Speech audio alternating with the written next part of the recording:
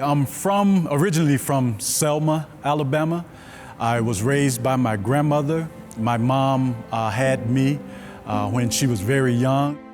I didn't quite fit in, seeing other kids with their families, with their mom and dad, and that birthed those insecurities in me, trying to figure out why I felt out of place, why I didn't feel like I belonged, why I wasn't comfortable in my own skin. So I started experimenting with alcohol and drugs, but for me, it took a different turn.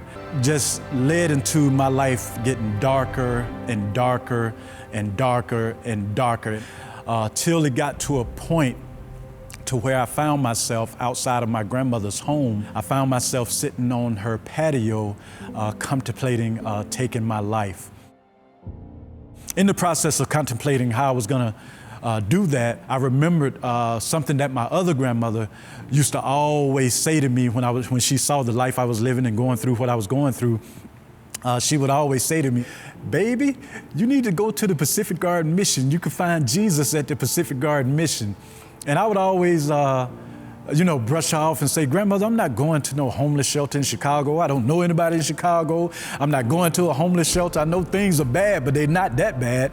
Even though at the time I was homeless myself and things were that bad, it was at that moment that I prayed to God. I was like, okay, I'm not going to take my life. I will go to the Pacific Garden Mission. And if this Jesus is real that my grandmother is telling me about, well, I'm gonna give it one shot to go find him before I take my life.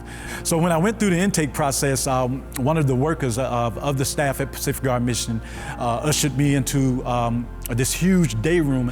There was a young man was sharing the gospel at one of the worship services, and when I listened to him, he was speaking about this Jesus that my grandmother had told me about. But something was different about the way he was sharing about this Jesus that he knew. It seemed like he really believed what he was talking about. It seemed like his life was really consumed with his relationship with this Jesus that he was talking about. And it really spoke to my heart. And what I did after the service, I made a beeline to him. I told him my story, that I wanted to take my life, and that's why I'm in Chicago right now, because if it wasn't for that, I would probably be dead right now. So I told him that I was thinking about killing myself, and he mentioned that someone shared with him when he was going through that that's right where God wants you to be. You're in a place where you want to take your life. God is saying, don't take your life, give it to him and let him do what he wants to with it. God used the pain, God used the hurt, God used the insecurity, he used the lostness that was in my life in order to draw me to the foot of the cross. So when people sit across my desk and they're crying and they have tears in their eyes and they have insecurities and they have hurts and they have pains, I can honestly and open-heartedly say to them that there is hope in Jesus Christ. God is giving me the opportunity now to plant the Garden Church on the south side of Chicago, and it's been an amazing, miraculous experience. The doors that God has opened, the people that he has brought along to support. And our vision for the Garden Church is a family of believers giving our lives in worship to God by inviting those far from him into a growing relationship with Jesus Christ. I was far from God.